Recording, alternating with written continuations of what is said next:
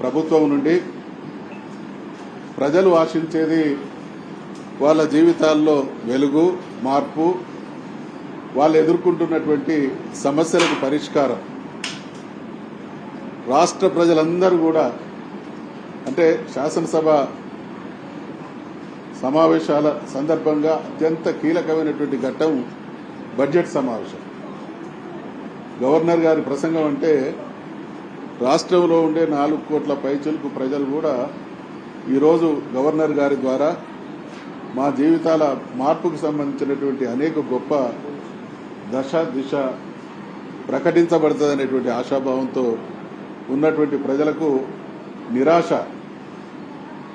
ఎక్కడ కూడా గడిచిన 1 సంవత్సర కాలంగా కాంగ్రెస్ ప్రభుత్వ హయాంలో అనేక రకాలైనటువంటి ఇబ్బందుల మధ్య ప్రజలు వాళ్ళ జీవితాలను గడుపుతా ఉన్నారు. ఈ కొనసాగుతున్నటువంటి సమస్యలకు ఎక్కడ కూడా గవర్నర్ గారి ప్రసంగంలో పరిష్కారం కనబడలేదు. ప్రభుత్వం రాసిచ్చినటువంటి దాన్ని యాజ్ ఇట్ ఈస్ గా చదవడం ఆనవాయితీ కావచ్చు, కానీ ఇది కాంగ్రెస్ పార్టీ కరపత్రం లాగా ఉన్నది.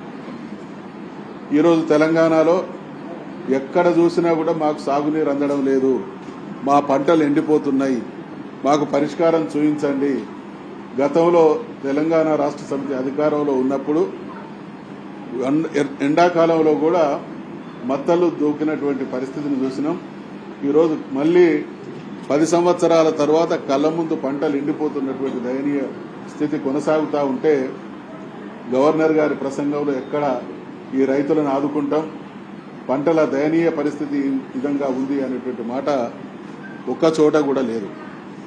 వాళ్ళు చేయనటువంటి పనులు చేసినట్టు, బ్రహ్మాండంగా ప్రజలందరూ కూడా సుఖ సంతోషాలతో ఉన్నట్టు భ్రమింపజేసేటువంటి ప్రయత్నం చేసింది.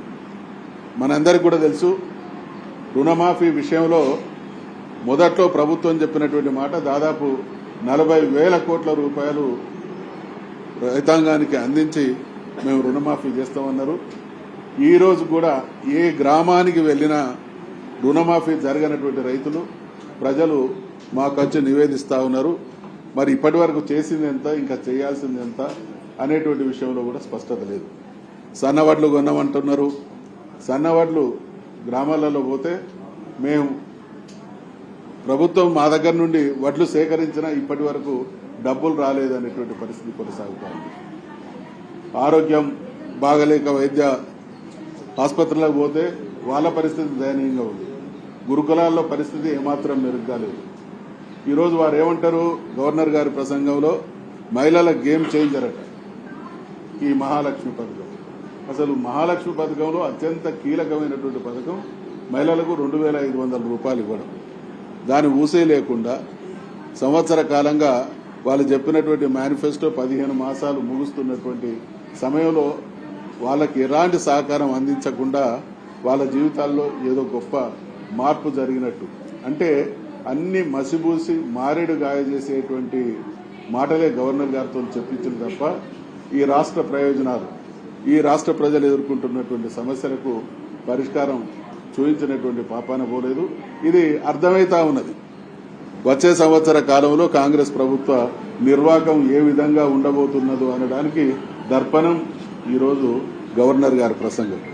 అంటే ఇప్పుడు అర్థం చేసుకోవాలి ప్రజలు కూడా, ఈ ప్రభుత్వం నుండి ఏమి ఆశించినా అది అత్యాశయ అవుతుంది.